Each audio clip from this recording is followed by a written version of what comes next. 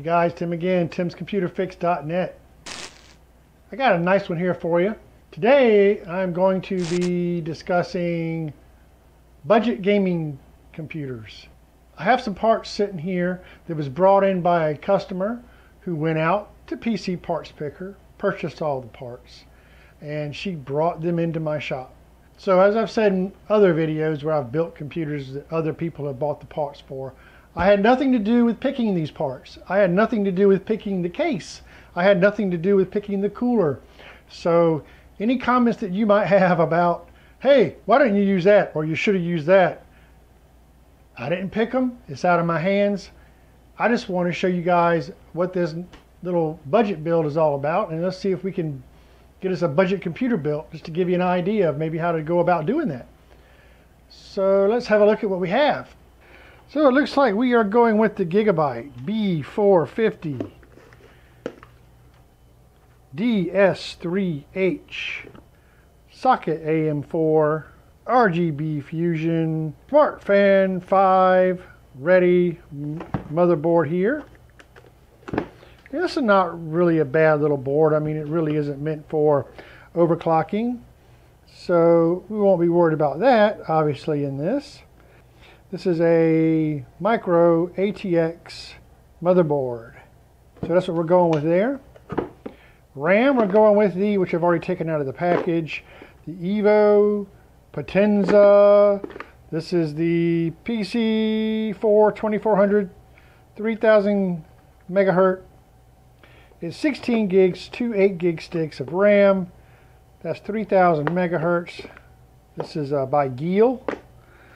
We're also going with the Corsair TX 550M 500 watt power supply. This is a semi-modular power supply. Not bad there. The processor in this case is going to be the Ryzen 5 2600 processor, 6-core 12-thread.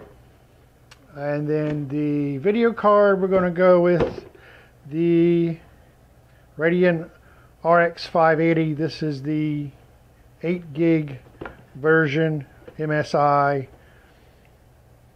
That's the graphics card we're going with. And she wants a CD DVD burner. We have that. We have a silicone powered 512 gig basic SSD here. And then we also have a 2 terabyte hard drive there. And we have our case, which is interesting. This is definitely a budget case from DIY PC, the P48W, which we're going to start off with, kind of taking a quick look at that. And then Windows, Home. Everything you see here, you can probably get and build this computer for around $800 US at the time of this video, which really isn't too bad. You'll be VR ready. You'll have you can play all the latest games really with this. So you know, $800 budget build, not bad. So let's start off with the case here. We'll have a quick look at that, and let's get it out the box and see what we look like there. And don't forget, guys, I will have all of these components down in the description below this video. I'll have links to all these components through my Amazon store. So hey, if you're looking to build a budget PC, you can use some of those links down below this video, and that would help support my channel. Okay, as you can see here, this is a case by DIY. This is the P48-W. This is definitely a budget case. Okay, like we have the top mount power supply here, but what would you expect from a budget case? We'll open up the side of the case here, and we'll see it's all been painted all black on the inside, which is okay. That's fine with me, no problems. I mean, some of the obvious stuff that you notice, there are no grommets for your wire management here. You do have one 120 millimeter fan there on the back, and you do also have back up in here another 120 millimeter fan in the front. We have Pretty decent looking design on the front of the case on this, and it does have a door that opens up here with some drive bays if you want the 5.25 inch drive bays, and we have a USB 3 up top and 2 USB 2s, microphone, headphone jack, your hard drive lights, power light, and your reset button. Basic things you would expect out of a case. I know it's a little dark here, so let's just have a look at some of these. There's some of your hardware here that comes with the case. We'll have a look at that, and then we can open up the back side of this case here just to have a quick look while we're stripping this thing down, just to see what that looks like.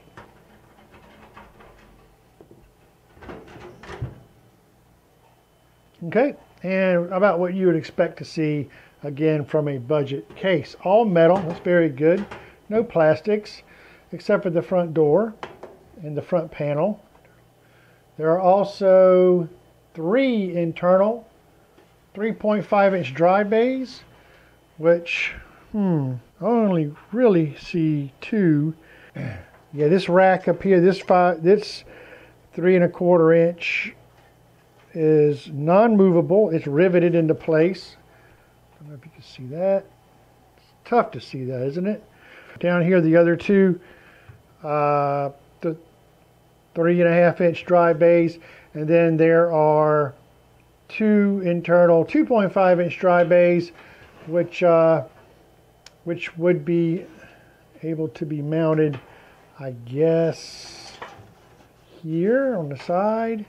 So this will be good. You definitely want a smaller form factor motherboard for this case, there's no doubt. This does support, believe it or not, micro ATX, ATX, and mini ATX. So, but I can't imagine squeezing in an ATX board there on this particular build. These fans do glow blue. LEDs on the fans. This also does support up to 160 millimeter in height, I guess, CPU cooler, so be careful of that. And also supports up to 375 millimeter in length graphics card, so that's something else to keep in mind, which is pretty decent for a case of this size. Let's go ahead and get our motherboard and everything put into this, and I'll give you my opinion on how well this case is build friendly, user friendly, I would say.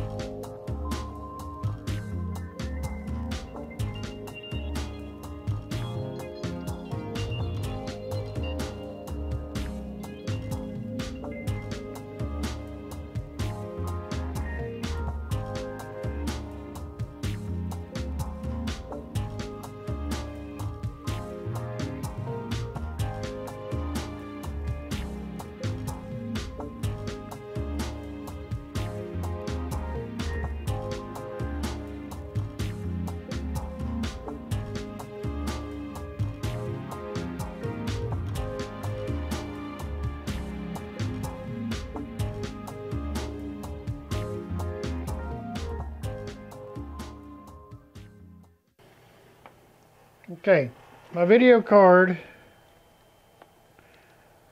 is in the primary slot. Handy door to secure that. This is all in the primary slot. The end of it slides up underneath here. Look at this. So my SSD has to be mounted here.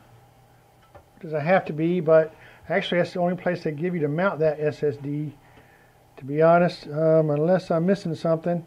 Because I've got the hard drive mounted here. The SSD is here, but look, this is where I need to plug my power in for my video card. I don't think that's going to happen. I mean, I only have a finger width to plug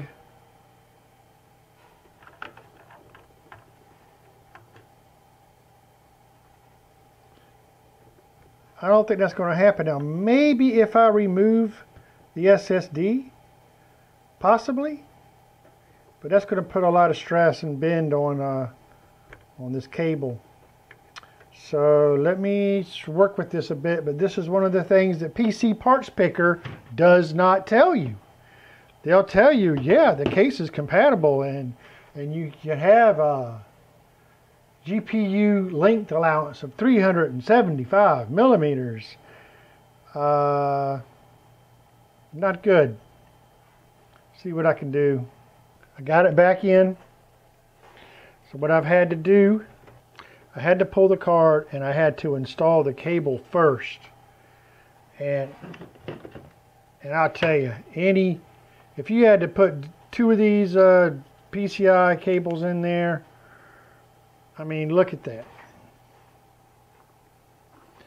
And it's butt right up against that SSD drive right there. So, you know, that's not good. I mean, it's putting a little bit of tension on this card this way, but not a lot. Not enough that I'm concerned about. You can see, though, you can see the little bend in the board, just a little bit. But I'm going to tell you, that's bad design. It's the kind of things you're going to run into when you go with these cheaper cases. You know, I was tempted just to remove the SSD and find another way to mount it. You know, I could buy a 2.5 inch, 3.5 inch to 2.5 inch bay adapter, you know, to do something different with it, but it fits good right there, and I think we're going to be all right. But if you ever get this case, be expecting that. Very tough to get your cables when you're talking about length of a card. Let's carry on. Okay, everyone, so here's the final product here for this quote budget build. Like I say, everything in here you could probably find at the time of this video for less than maybe $800. So it's a semi-budget build, I would say. But I want to show you some things about this case. And, you know, a lot of people think you should, or a lot of people think that, you know, budget means cheap case. Okay, cheap case. That could probably be your biggest mistake, is skimping on a case. So I managed to get everything to work in here, but let's open this up and I'll show you a few flaws with this case that may be an issue for some of you to keep in mind. You know, you got a nice metal, nicely painted cover here, which is good. That's one of the good things about this cheap case. Okay, and I got all the components in here. So if you're looking for, say, wire management, good wire management, it's very tough to do in this case. This has a top mount power supply, which is kind of old school. This is an older type of case, but still, these are things you need to look out for when you're purchasing cheap cases and that you may run into. So as you can see, if I've done the best I could with the wire management with this, There's really no place there's no grommets or any place to kind of run these. There's one area dip back under here where I can kind of run some back behind and come up here. But it's not a lot of that, really. There's really it's not cable management friendly at all. Here's another big problem that I have here. The specs on this case claim that it supports a GPU length of maximum allowance of 375 millimeters. And while you can probably fit that in this case, look what happens if you have to plug something into this case. How are you going to get that plugged in? Where's my flashlight? You know, just look there how you're supposed to get your power connector, PCI Express connector, connected to your video card. I mean, this only has one 6 port PCI Express plug-in. By the way, that is my SSD is right here. So that's the only place I could find to mount that SSD. So just be aware of that with this case. And that gets right in the way here. Right here. Get some light on it. You can see how that butts right up against the PCI Express power connector. And I only had one, thank goodness. I was able to kind of maneuver it where I could get that in there without putting too much pressure on anything. But that was almost a job that I could not complete because of something crazy like that, which is what you're going to get with cheaper cases for sure. Down here I have the 3.5-inch drive, which there's 2 bays there for that. It's great, but you know, it claims that you can mount that here. You see that mounting area right in there for another drive. I tried that. It ain't happening. Those aren't wide enough. So couldn't get the drive in there. Another issue I had with that. So all the places they claim you can mount stuff and it's compatible with may not necessarily be the case. There's always some wrinkle or something that might throw you off or keep you from even being able to use the case with the parts that you have, even though PC Parts Picker said it's compatible, blah, blah, blah. You run into issues like this all the time when you cheap out on cases. So the case is definitely something I don't think you want to cheap out on. I happen to make this work, thank goodness. Here's another thing too with the cheap case. I mean, I could bend that just by lifting it. You see it bending? I mean, I could literally just bend that with my bare finger, no problem. So it's very thin metal. You know, really, you know, what else would you expect, I guess, with the cheaper case? But those are just some of the complaints that I have about this case. So just be aware that, you know, this is a $25 case. So, you know, maybe go the extra mile there and maybe, you know, spend a little bit more money on your case.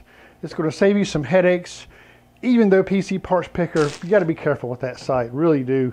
I've run into this before with them, with cases saying that things will fit in a certain case, especially cheaper ones. Anyways, other than that, this build turned out okay. I made it work.